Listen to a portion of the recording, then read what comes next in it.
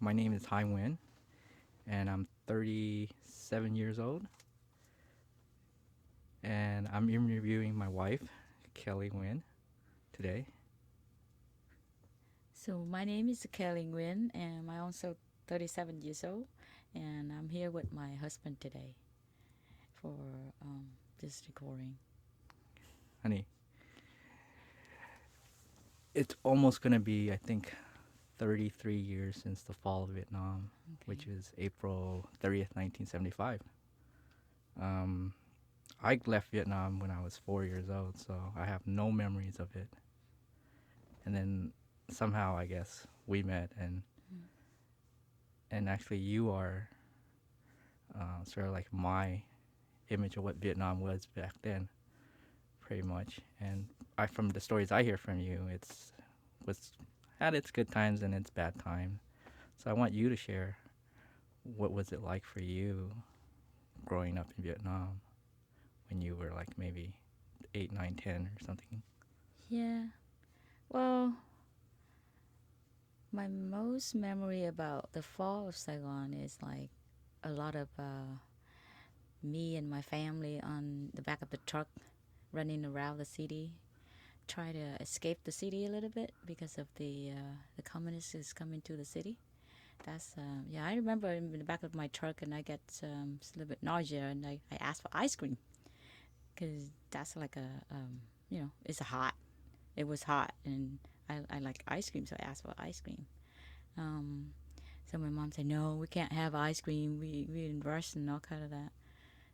So by the time we get to the port of, and then it's everybody's there. It's kind of chaos. All I remember is like crying, and it sort of make me a little bit scared. So, and the next thing I know is I saw my. Well, I think that the way we toured to is Da Nang. I came from Hue. My family's Hue, which is the middle of Saigon, of Vietnam. And yeah, we got to meet my uncle in Da Nang, and then we went to um the where all the boat and people start escape for the country of the fall of Saigon. And I think I'm not sure if we got lost or not, but because just I was so little. All I remember is that to see people crying and screaming and yelling. So I'm kind of a little bit scared. And then I was really really tired. And all I remember is just the ice cream thing. And then my grandma and my mom say, "Oh, let's go home." So that's all I remember. The whole thing, in my mind, it's like, "Oh, that's good. We're going home." But by the time we got home, I remember everything in the house is upside down, or people just get into our house and steal stuff. And even now we have like a big status of a Buddha is gone, and it's kind of sad because you come home and you feel like you are home but not home.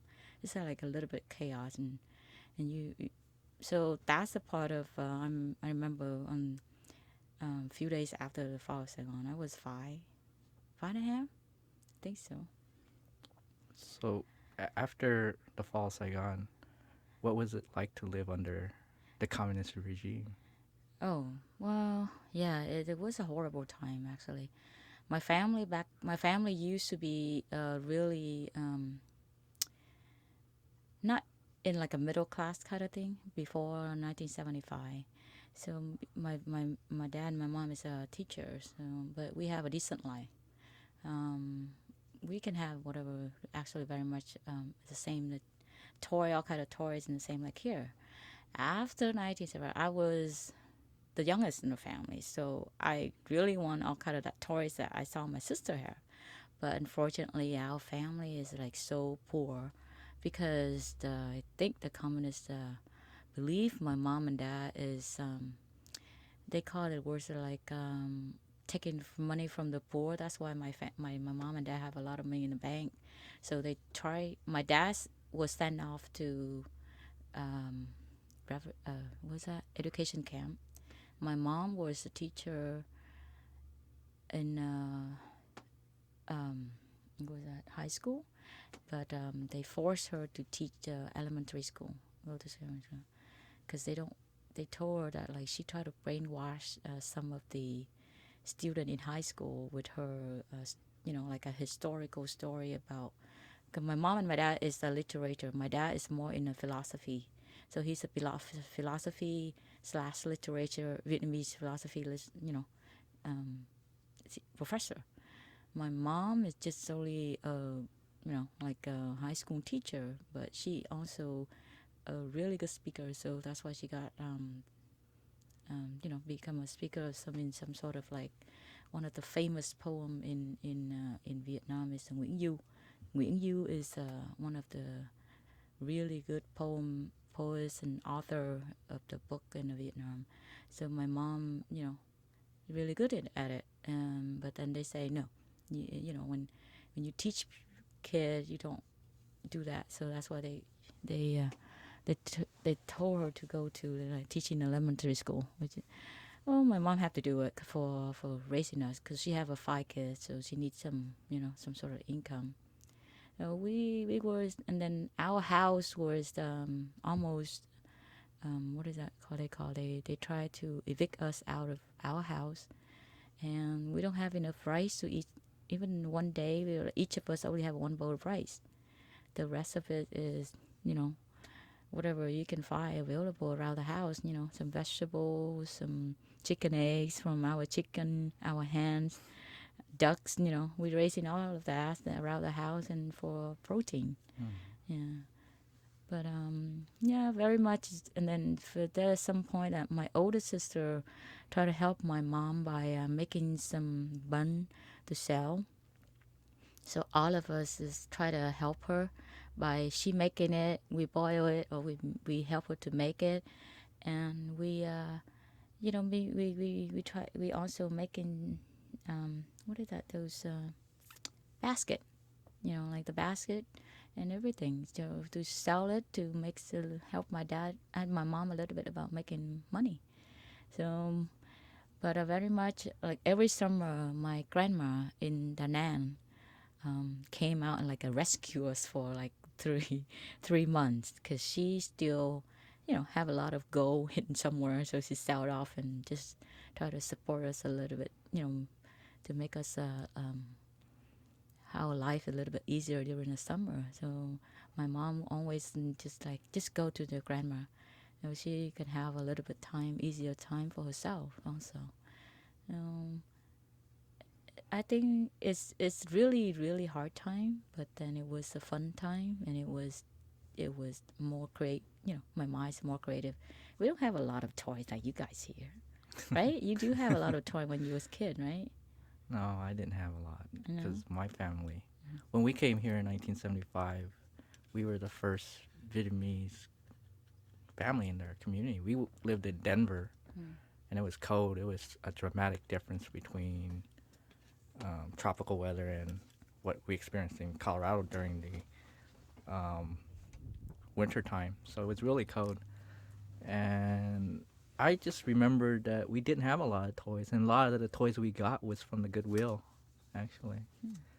And but we never knew the difference because I had 4 sisters, so we always played with each other. And it was fortunate enough that my parents bought a house, their first house, like 2 years afterwards. It was a 1-bedroom bungalow home in Los Angeles, and we had a tiny little backyard, and it gave us an opportunity to be creative and play outside with each other. And having 4 other sisters, it was like always having a playmate. So we didn't really need toys. They would always beat me up pretty much. So, well, I had fun times when I was growing up. What were some of the fun times you had? Well, you don't have that much choice, so you run around and play hide and seek with the neighbor, and sometimes we have some drawer like that. We just hide and seek, and at night we don't have it much. I don't think we have enough electric, so it's very easy to play that game. And we was very creative, using some shell or whatever we found, like coconut. What is it outside? The coconut shell, and make it like a bowl, and cut some leaf and put in there, and imitate like a rice is something white, and you make it like a rice, and and then break the wood to make a chopstick, all kind of that. That's a when girls together. You cook, you also pretend to cook and invited girls, and we don't have dolls at all. So we cut the paper dolls. We cut the paper. We make paper dolls, all of that, and then make clothes. And that's a called girl for I also have a three sister, and but then we hang around with a lot of neighbors. Not like here, that you really isolated. Like my niece get isolated from the neighbors, but we have a lot of fun with our neighbors. We run around. We very much like you can eat at any house, but they don't have that much food either. So, but like like yam, like if the grand if my grandma cooks some yams, and they can come and eat it, and their grandma cooks something like corn, then they share. We have a fun time when childhood, even though we don't have that much material stuff, but we do have a fun time, and especially my mom's still alive, so which is much more fun. She make our life is, even though we have to earn for living really hard, we have to work hard for that. But it's always fun at night, and during um, nap, we have to take a nap anyway. So it doesn't matter what you do. You came home from school, you eat a little bit, and you take a nap. So my mom would tell her the story from, read her the story from the book. Try in that book is a little bit comical, but it's also meaningful. So you get into your mind. You get into your mind some of the work, and sometimes it's echo in my mind till up to now. I've never met your mom, and your mom passed away when you were young. I Yeah, think 12, 13. yeah. I was 12 when my mom passed away. How did you feel not having your mom for a while? And what did you when she first passed away? How did you feel? Well, my mom got breast cancer when I was 9, so 8 or 9. Um, it's really tough because I think my mom is like my protector from me, because I'm the youngest, from all my sister. So sometimes they try to span me and stuff like that. My mom want to yell at them like, she's the youngest, you can't do that to her, or something like that. So I feel kind of I lost a really huge protector sort, but it's also something mom always kissing you before you go to bed, and I kind of miss that. um, my older sister become more strict because she feel like she really responsible for our safety and our food and all kind of that. So she become really strict from on us more than when my mom's alive. Yeah, it's very emotional. My mom talking about my mom. Anyway, so every single time we don't have a treatment in our town, so she have to go to Saigon, which is the town that have bigger hospital, more civilized treatment. So she went there, and she wrote us some letter. And up to today, so like sometimes me and my sister come together and read those letters, like crying together, for the sake of memories of my mom. Yeah. She every single time she after her radiation or her chemo, she came home, and so she getting weaker and weaker. But she always like smile at us, make it like nothing happened to her. So she like, oh yeah, I just went off for treatment. Don't worry anything about it. Just all you do is need to học giỏi, learn, become a hard student, learn the best out of your school. And she always try to save some money or some stuff that my aunts from here support her for a little bit money for her treatment. Or my uncle from French, they came like in 1980 here, so they send us a little bit money here and there, so for her to treat her cancer. But my older sister say she never think of her. She always think that, oh, all my kids doesn't have enough food or clothes, so she save all that money to buy her stuff. By the time she come back to the town, then she give us the so I always the yearn of my mom come back. And some of the grow up stuff that, you need your mom to guide you. And because of your sister is so strict, you don't want to, you're really scared to ask her. So every single time my mom came home like that, within that 3 year, I, oh my God, I storm her with like a whole bunch of questions. And my sister say, Kelly, just leave her alone. She needs rest and all kind of that. But my mom say, no, no, no, no.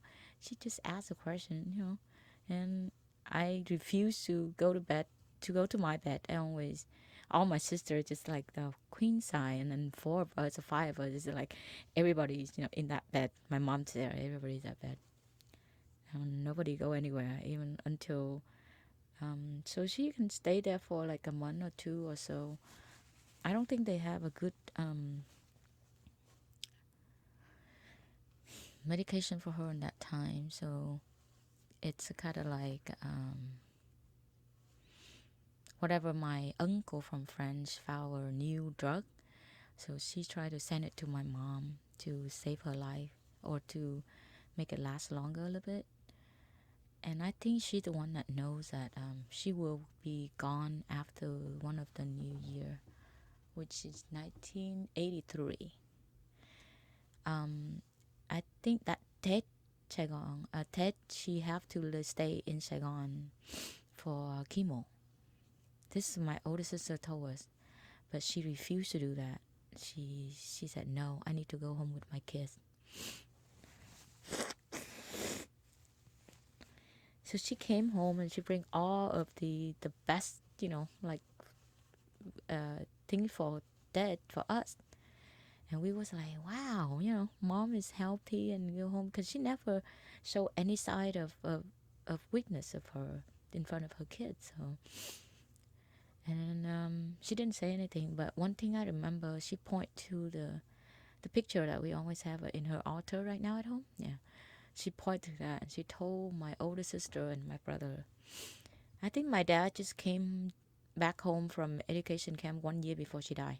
So, and he tried to raising us a little bit at that time because he have no job because she lost his job as teacher. Of course, they're not gonna let him teach again.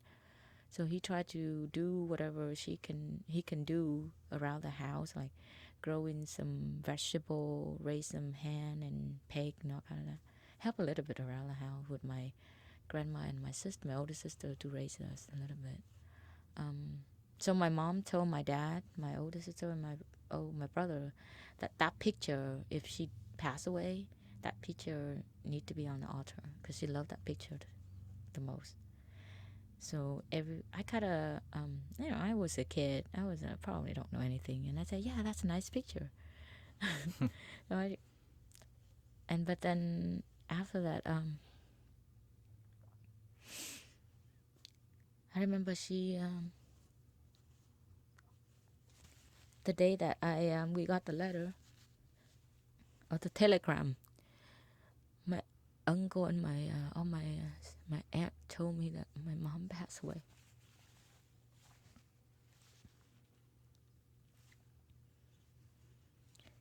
Already, a week before that, the telegram came. Came. My mom's already passed passed away 1 week. My dad tried to take me with him to Saigon but we don't have enough money for the train ticket. So my dad went. It took him 3 days to go to Saigon from Hay. So I was like, oh my God, I can't go to see my mom. That's the one thing I regret. I mean, not just only me, but I bet all my sisters, except my older sisters, with my mom at the time, take care of her. Yeah, that's the only one thing that we all didn't see our mom when she passed away. Yeah, she was. I think in her last letter, she really wanted to see me and chị Hương, the one next to me, the most before she passed away. but it was too late. My older sister told us that chị Tâm, chị Cẩm Linh là my older sister, said that she only have 1 week to leave, and we don't have enough money, or it take 3 days to come to Saigon, so it got it too late. So yeah, that's when my mom passed away. So we didn't even attend the funeral because it happened so fast in Saigon. Yeah, all we know is just a memory, and in our dream that my mom came back from Saigon all the time. All of us tell the same story that, oh, mom just came back from Saigon, but that's about it. That's what is my memory of her funeral. And my dad came back home and told us a little bit about it, but yeah. And then a week later, after the funeral, I think my older sister came home, and we all sit there and cry. That's all we do.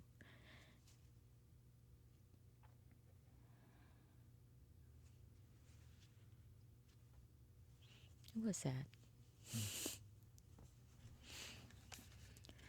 Well, I mean, yeah. I can't believe it was like what when I was 13, and now it's how many years ago? 20 years ago, 20 something years ago. How did your sister take care of you guys after your mom passed away? Well, after my mom passed away, all my aunts from United States kind of support us in terms of a little bit, in terms of the food, basic expense a little bit. Yeah, so they send us a little bit money about the every month kind of thing. We have 2 aunts here and one aunt, one uncle. I think my aunt over here is already support a little bit, and my sister tried to make a living by selling a lot of. I don't know what she does. Oh, yeah, she did. What she did is like she buys some drug, not drug, medication, and then sell it back to the like a distributor. She like a distributor. Oh, the Vietnamese narcotic. No, not narcotic. It's just only like Tylenol, um, only like Advil kind of mm, thing, but aspirin at the time. Yeah, so it's like she go to Saigon and she buy that and she go back to Huế and distribute uh, it. Yeah, it's like that. But I don't think she do a good job. So she always get short in money after work anyway. And then she tried to sell some sort of like I remember it's Russian butter because I saw is I don't think oil or butter or something like that, like a coconut oil, but and then some sort of like butter or something like that.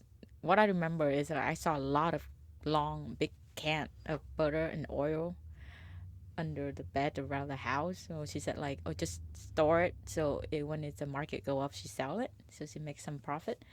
But at the same thing, it's like a new stuff come up, and then she lost some money too. So we end up have to eat that all year long or something like that. So and then very much yeah my we live by a lot of money from my grandma supporting us a little bit, my aunts over here, and they just pass by, and then some of the money that my dad and my mom have, like buying gold and store it, and then when she passed away, she told my sister use that to raise us. So by 1990 1989, when embargo was lifted, American lift off the embargo from Vietnam. So the Vietnamese government let my dad, apply for to go to America. So that's like we feel like kind of released. And well, that's another story about because we have a money, source from United States. My aunt always send us some old clothes and all kind of that. So they think they are afraid that we are, spy, to Americans. So they really, the communists, I mean, the police is always looking at us and besides, my dad is a former officer in in in in the former government. So after he came home, they always spy on him and try to, if they want to search our house, they can just search our house in any time they want, any moment they want, even like 4 o'clock in the morning.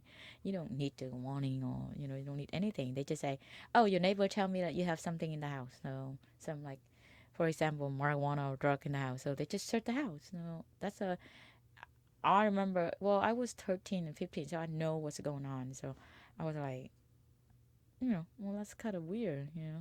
And it's just like really unfair because my dad is worked for the former government. It doesn't mean that they can do whatever to torture our family. When you grow up and you see all kind of unfair stuff, and you feel kind of frustrated, but you cannot do anything about it. Because if you say something wrong, then your neighbor can be your spy. They can tell the police or they can tell the officer. And they're gonna take our dads away anytime they want. So my sister say, just be quiet. Don't say anything, even you see it unfair stuff. Just go to school, go home. Don't do anything wrong. Something like that. So that's what we were so happy when we hear, oh yeah, we can go to United States. At least it's a freedom of speech. At least, like, you can say whatever you want. Nobody gonna be, nobody gonna put you in the jail. Nobody gonna put your dad in the jail. Your life is not, at the edge of go to the prison anytime. Stuff like that. And another thing is my brother is about age to go to become a soldier, and they if we stay there, probably he already died in Cambodia, Vietnamese Cambodia war or something like that. And that's what I remember. So my I think my grandma tried to let him escape the country so many times, but no, not successful, obviously. So yeah, that's our very much life after 1975. So by 1990, and then we was okay. On my another thing is my sister. They have an exam to get to the university school. No, it doesn't matter how high you get the score in that exam. They won't let you go to the school because your dad's working, your father working for the old government. That was another unfair thing that I was frustrated. I thought that's really unfair. But then what can you do? Either you have money or you have what is that called? Internal connection, inside connection or something like that. But we don't have anything like that, so we give up.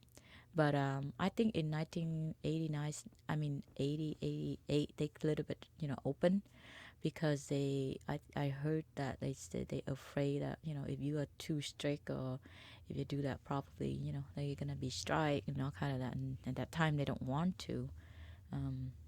Well, we've been isolated from the world. Actually, we don't know anything beside. All we hear about United States bad thing about, they invade our country. I was brainwashed because I was the one of the youngest in the family. I never go to school like, before 1975 like my sister and my brother. It's just only me and the one next to me that always um, grow up with under communists. So we kind of very much like, okay, all we know is USSR, Mm-hmm. government, and the history that we learned is totally different. The history that my older sister learned, the Vietnamese history, is the only thing is the shape of the Vietnam is the same. The geography is the same, but the history of that is like all we hear is a good thing about our answer, how to fight back with the foreigner and all kind of that. But we never really know the story. I very much don't know that many thing about um, the Vietnamese war with with the United States, because that all the information I got is like the communists is winning you know, winning the war, and all the good thing about the communists. Never heard anything about bad thing about it. It's just like a little bit like a. I feel like after I came here, and my dad told the different story, because when he was there, he can't tell a story. He gonna be get back in the prison anytime soon. So he told the story like, and then he gave us some historical book that he hid away, and he put it under somewhere in the house, and he dig it up, and he saw it, and he bring it here, and very much that I realized, oh my goodness, this is not the history that I learned from the book when I was little, when I was raised and go to school over there. So I yeah, that's what it is. That's a real lie. So now that we're both here in America, what do you think our future is going to be like since we just got married? What do you see as our future, leaving a lot of Vietnam in the past a little bit?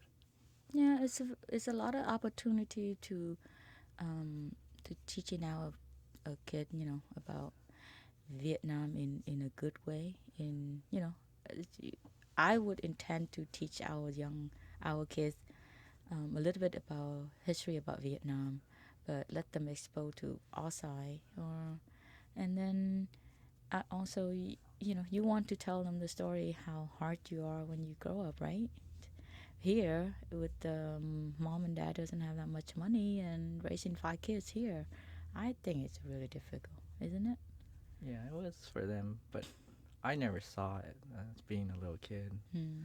But I did see it a lot more as I got older. I saw uh, the arguments between them, and then Mm. just the social, cultural difference between America and Vietnam. I noticed that as I got older, and there's still some of that cultural stuff that my parents still are dealing with. Pretty much, they didn't assimilate with American culture very much. Still, Okay. they're having, I think, a difficult time assimilating. But I think they've done okay. Yeah. And then a good job to raise you. Thanks, honey. So I think well, we're gonna keep the good thing about Vietnam and then teach our kid, and the good thing about because you're raising them in American, you have no choice. Let them learn to live here in this society, not Vietnam society. But the good thing, the backbone of whatever become a Vietnamese, so you also have to teach them about that too. Don't you agree? That's a future. What kinds of things do you want to tell them about Vietnam that you want to share with them? Do you think? Two things about Vietnam that you want. Or what things will you want to tell your children about Vietnam? Well, Vietnam is a beautiful country. It's really good food. A lot of tropical fruit. So I would take them and take them go back and visit a little bit. Um, and a lot of cultural thing that I probably don't teach them as well as my dad. So I would let my dad teach them a little bit about historical thing about Vietnam too. So those poem, Vietnamese language also probably. That's the thing that I want them to learn. For me, probably just being open-minded about another culture, Hmm. um, knowing where their parents came from, understanding it, even though I don't understand it as much as I should. But just being open-minded, the struggles the country went through, Hmm. good and bad, and hopefully they can make a difference in both worlds, in a sense, in the Vietnamese world and also here in America, and not have assimilation problems. Personally, I think I had assimilation problems coming to America as a little kid and growing up, and I Hmm. hope they could assimilate into the Vietnamese culture more, being raised here in America. That's one of the hopes I have, because it's always good to have a pluralistic culture. It's gonna be hard, but we will try our best. What is home to you? Home to me Yeah. is full of laugh. Home to me is like where a place that you want to go. You want to go and relax and laughing with your kid. Even a little bit, probably mom and dad will argue, but we'll make the house full of laughing like my mom always do.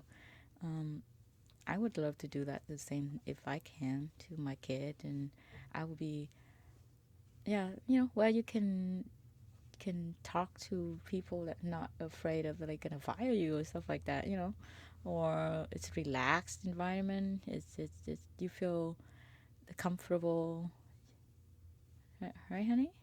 Well, yeah, I think you have a good sense of what home is.